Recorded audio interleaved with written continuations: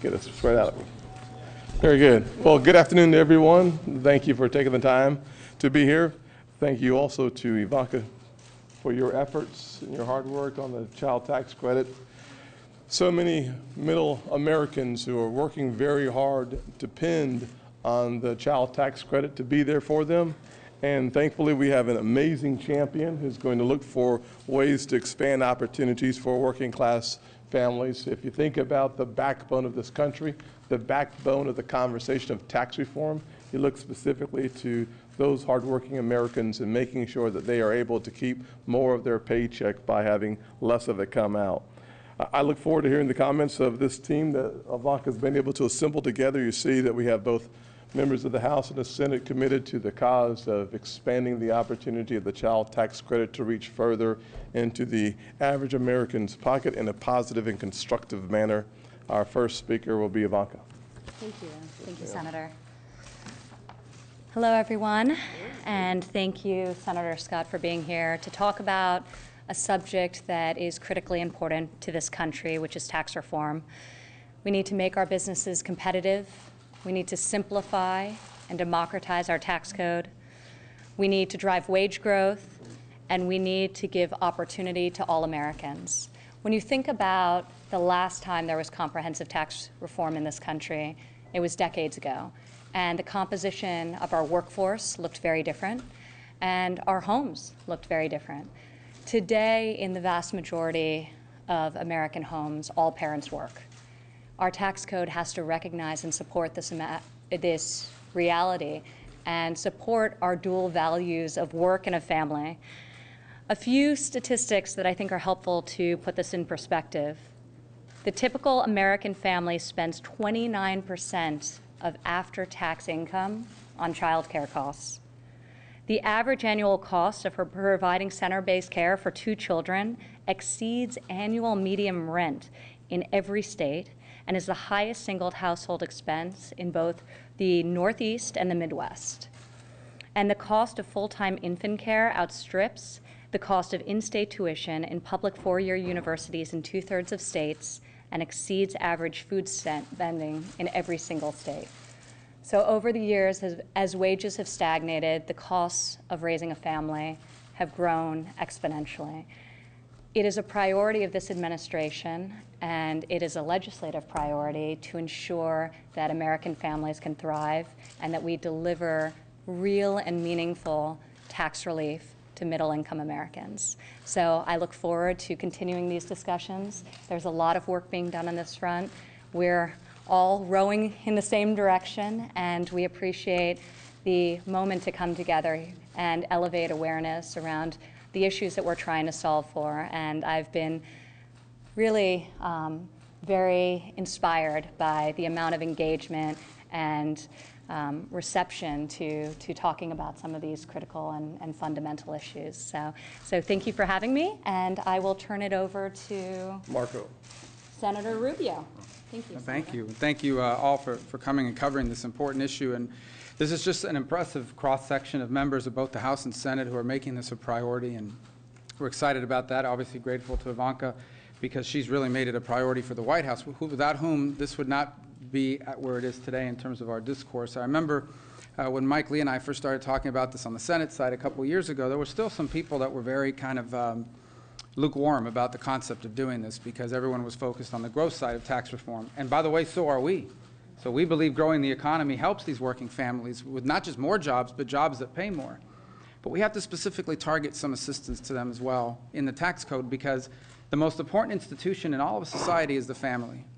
And the most important job that any of us will ever do is to raise children and be parents. I don't care what title you have or what organization you run, the most influential and important job you will ever have is the raising of your children.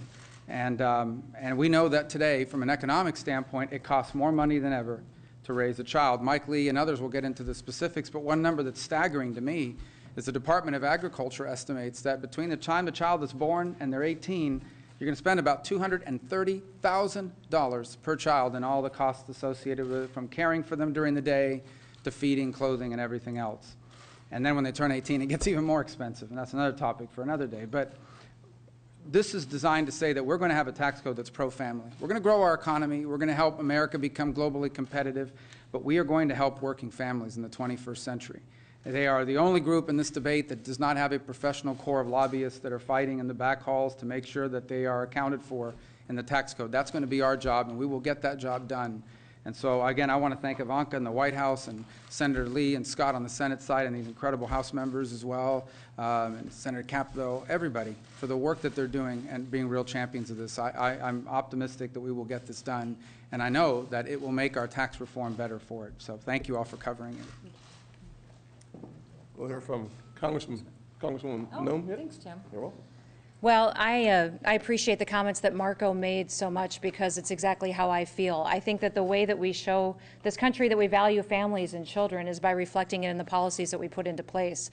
I'm passionate about this issue because I've always been a working mom. In fact, I became a mom just weeks after my dad died, and I took over our family business. So I didn't have the option to stay home. In fact, the day I got home from the hospital, I had to go back to work. So a lot of families are in that situation, and the state that I represent, the state of South Dakota, has the highest rate of working moms in the country and a very low household median income. The median income in South Dakota per household is $54,000 a year. So that's with both family members working, providing for that family. And I'm constantly reminded of this mom that I saw one night in the grocery store when we were both grocery shopping at about 11 o'clock at night. But she came up to me in the aisle, and she had a handful of coupons and a grocery cart full of generic food. And she said, "Christy, when is it going to get better?" She said, "I had to ride to town to save gas money with a friend of mine tonight. I couldn't take my son to the doctor or go to my daughter's ball game because I had to work tonight and get groceries. When will it get better?" And that's what this kind of policy will do, is for those individuals that work hard to provide for their families, will give them a little bit of extra money in their pockets. It'll help them provide for their families, and a little bit of a hope that we can get this economy booming again and raise wages and give them and their children the futures that they've always dreamed of. And it starts with policies like this. So I serve on Ways and Means, which is the committee that's coming out with the tax bill on the House side, which will probably be the first text of legislation that you'll see.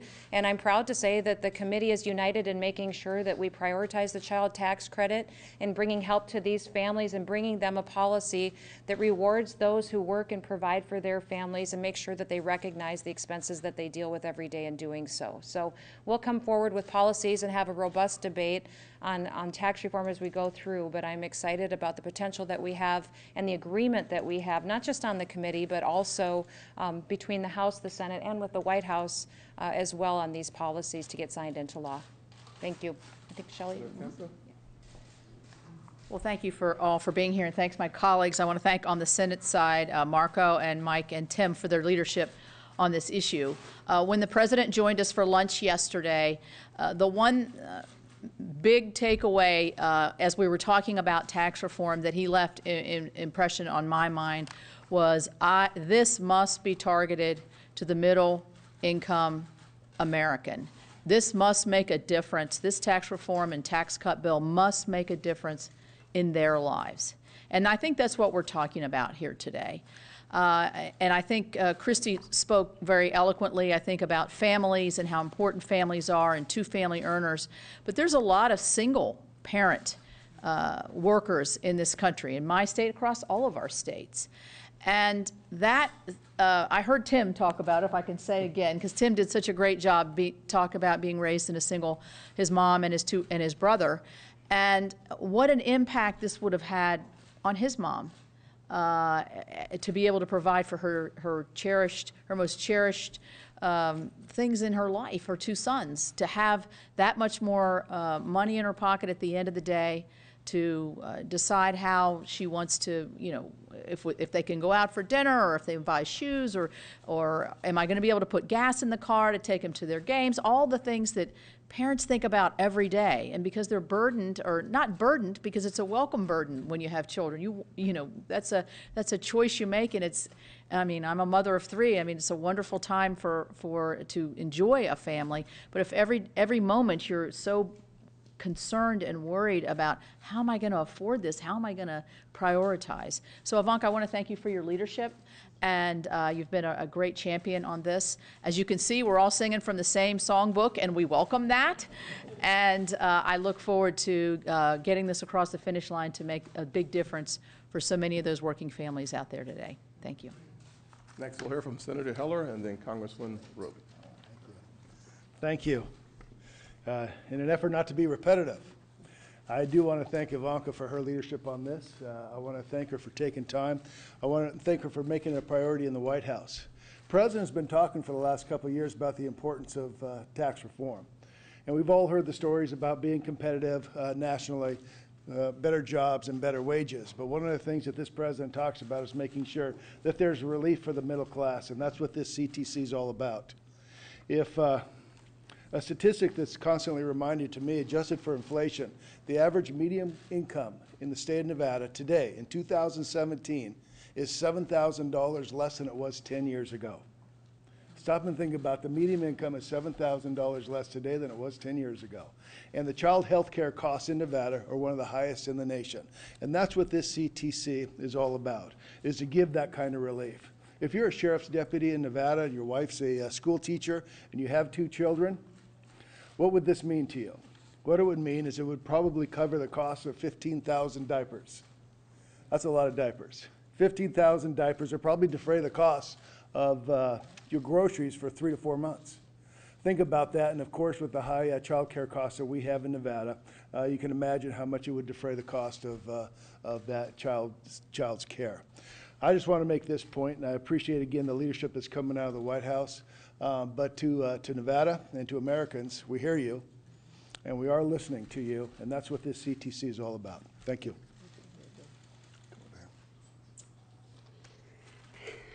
Well, I agree with everything that's been said here today by my colleagues. And Ivanka, again, thank you for your leadership on this issue. An expanded child tax credit is the right thing to do. Particularly having a payroll tax deductible so that the credit actually reaches the people who need it. For the people I represent in Alabama, this can make a tremendous difference. For the mom working the retail job, the dad driving the truck, or the parent working 2 or 3 jobs at a time so the other can stay home, having a couple of thousand extra dollars in their pocket is a really big deal. Some of our critics like to poke holes in our proposals because they might not be the silver bullet that's going to solve and fix every problem the country has all at once. Well, the people I represent don't expect a silver bullet. They don't expect easy fixes. They're proud to work for a living and provide for their families. What we can do is make life work just a little bit easier by allowing people to keep more of what they earn. I promise you, parents know how to spend that money better than the federal government does. So again, I'd like to thank everybody here. It's an honor to stand with these amazing colleagues and all the work that they've done, and look forward to getting this done on behalf of the American people. Thank you.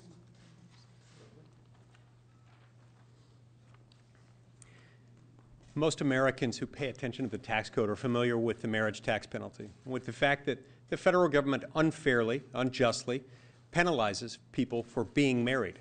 Fewer are familiar with the parent tax penalty, the fact that we also penalize people for having children. This is not something we ought to be penalizing. In fact, what we should be acknowledging is that our senior entitlement programs, Social Security and Medicare, depend for their sustenance on newer generations of Americans coming along because they're pay-as-you-go programs. So today's Social Security and Medicare benefits are paid for by today's workers. Today's children will be tomorrow's workers, paying for the retirement benefits of those people who were on Social Security and Medicare at the time. And so we have to take those things into account, and yet our tax code currently doesn't do an adequate job of doing that. Take, for example, Adam and Jenny Toronto. They live in Salt Lake City. They just had their 6th child a few weeks ago. Each of these 6 children will be loved, will be raised, and ultimately will be contributing members of society, paying into the tax code, paying into our senior entitlement programs. Now, Adam and Jenny, in raising these children, will end up paying, on average, according to the lowball estimates provided by the Department of Agriculture, about $1.4 million in raising those children. We're not suggesting that the tax code ought to completely offset those costs, nowhere near it. But what we are saying is that the current child tax credit needs to be at least doubled, raised up to about $2,000, and that the refundability of that needs to be applicable to payroll taxes. That would go a long way toward undoing the parent tax penalty. We're not saying the tax code should be there to incentivize having children or to disproportionately affect or benefit them. This doesn't do that. In fact, it doesn't even really come that close to undoing the parent tax penalty. But the parent tax penalty ought to be less severe than it is now. This would go a long way toward helping Adam and Jenny and others like them, those with more children, those with fewer children, to make sure that they are not punished. We need to get this done, and in the coming weeks, I expect that we will. I want to thank Ivanka Trump for being here and for her leadership, and I also want to thank Senator Rubio for his willingness to roll up his sleeves over the last few years and push this idea forward. Thank you. Thank you. I just first want to thank Ivanka and also to Senator Scott for your leadership on this issue. This issue is really personal for me. I raised my son as a single parent, and I know how I had my parents living across the street from me, and I had to care for them as well. I'm the so-called sandwich, one of those sandwich families, generation, still caring for that. And it was really tough to actually maintain my family business, care for my parents, raise my son. And this is going to be really helpful and to keep families together and also to help single parents out there who really want to work. And I thank Senator Rubio for emphasizing the importance of family in the most honorable institution in the most important institution in our society is our family, and caring for our children, and yes, caring for our parents. And I would love to have had this benefit as a single parent. I had to run my family business, which was always very marginal and very tough, especially in upstate New York, the home state of our president and also this great ambassador, Ivanka Trump. But this is really an important issue, and I'm so grateful for the leadership of everyone, all of my colleagues here who stood up for this. And this needs to be done to help America, to help our families, and particularly to help upstate New York. And I'm just grateful. And today, my son is an active duty Marine. He's a first lieutenant, graduate of the U.S. Naval Academy. I heard Senator Scott's got a staffer who's also a graduate. So, the resiliency that we experienced together in fighting this was really helpful. But I also want to make sure that we recognize that there are people out there that want to work. They need this help. And child care credits are really a really great start. So thank you so much to all of you. And it's an honor to be here. Thanks. Well, thank you all for coming today. I guess I'm kind of batting cleanup here. And so I just want to really drive home the message one more time that an economic growth agenda is important for creating jobs and increasing take-home pay, but it's also critical that we focus on helping working families have more dollars to help defray the costs of raising young children. I'm a father with 2 young girls, ages 1 and 3. All of our communities are full of young families that are paying down their student loans, saving for college for their children, and paying the cost of childcare. Most families in my community, the childcare costs are greater than their monthly mortgage or monthly rent. Childcare costs are greater than what it would cost to send their children to college for a year. And so this is about helping families, in many cases working mothers, have the tools and the abilities to go back to work if they so choose or need to, and giving them the economic opportunity that they want. Far too often we have, I think particularly mothers and families who have to decide between what it costs to go back to work and what they would make going back to work and what they would have to spend in childcare. So we need to defray those costs. We need to help those families have the economic upward mobility that they desire. To me, this is what tax reform looks like. The heart and soul of our country are these families that are struggling to make ends meet. They're hopeful for the future. They're optimistic about their future, and they want the very best country for their children. What could be more important than helping them have more dollars in their pocket to defray the cost of raising children and giving them every opportunity, helping them get into early childhood education, helping them defray those costs. This is about economic growth. This is about economic opportunity, and the very heart and soul of that is the American family. And that's what this proposal specifically is about, and that's why this tax reform is going to be the type of policy that will really help families with the very critical things they actually need, something that really helps people make a difference in their lives. And so we're all very excited about it, and I want to thank Ivanka and her leadership in particular, as she's been a powerful advocate for families, the single mothers out there that are struggling with cost, helping them with one more tool to be successful. So thanks to her and thanks to everyone up here. Look forward to getting this bill passed and on the President's desk. Yesterday, as Shelley mentioned, we had the opportunity to have lunch with the President, and I had an opportunity to ask a question about the child tax credit. And I want to say thank you to the President, because he was clear, crystal clear, on the importance of making sure that the focus of tax reform was on hardworking Americans. He was equally clear that the importance of expanding the child tax credit was a priority. I want to say thank you to senators, Congress members, for your dedication. And from a home perspective, thinking about the single mothers just like mine, as Shelley mentioned earlier, back in South Carolina, I spoke with one right before we had our first press conference on tax reform, a young lady named Sherry. In her mid-30s, 2 sons, starting a new business, plowing all of her savings and a part of her parents' savings into the hope of achieving the American dream beyond home ownership, but business ownership. I could only imagine the power and the importance of this tax credit being expanded beyond the $1,000 level and going closer and closer to $2,000. What that means for her, her family, and the prospect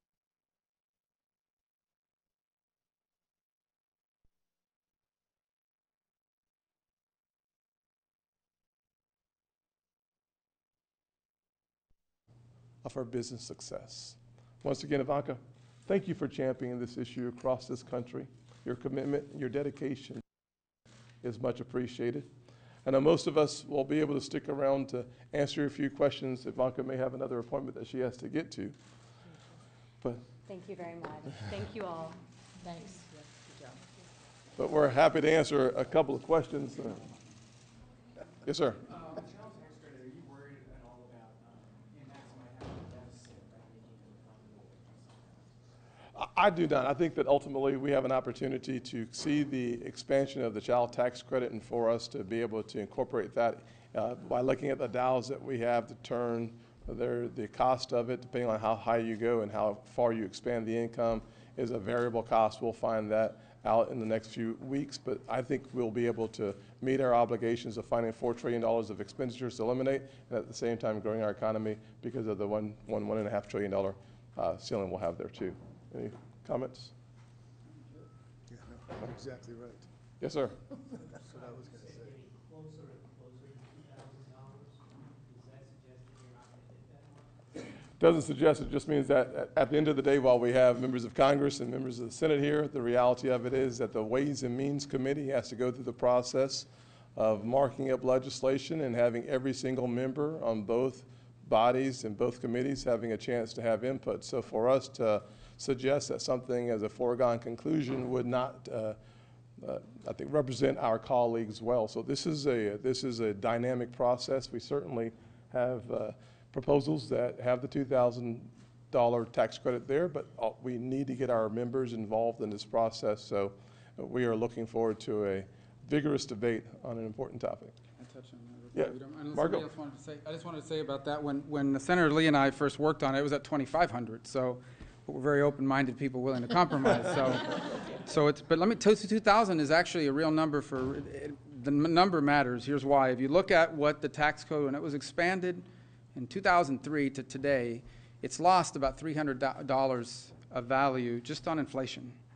And then when you look at how we're treating the personal exemption, that's about another $500. So in essence, unless you get to 1,800 is like the break-even point. So it's got to be more than 1,800 to matter. And then, of course, the refundability portion is critical because for the vast majority of people that we're trying to help, their primary tax that they pay is payroll tax. So if you don't include the payroll tax refundability, you're not helping the people you're targeting, certainly not most of them. But that's why the 2,000 is important. It's actually not a very negotiable number because anything less than that doesn't really achieve the goal. So That's why I know they're still working through the details, but if we want to make it meaningful and make it count, it's going to have to be at or near that number, maybe even higher. But, obviously, that's the number we've aimed at, the 2,000. So. You're doing such a good job. No, it's, yeah, right. Yes, sir. The next one is for Senate Capito, so. I asked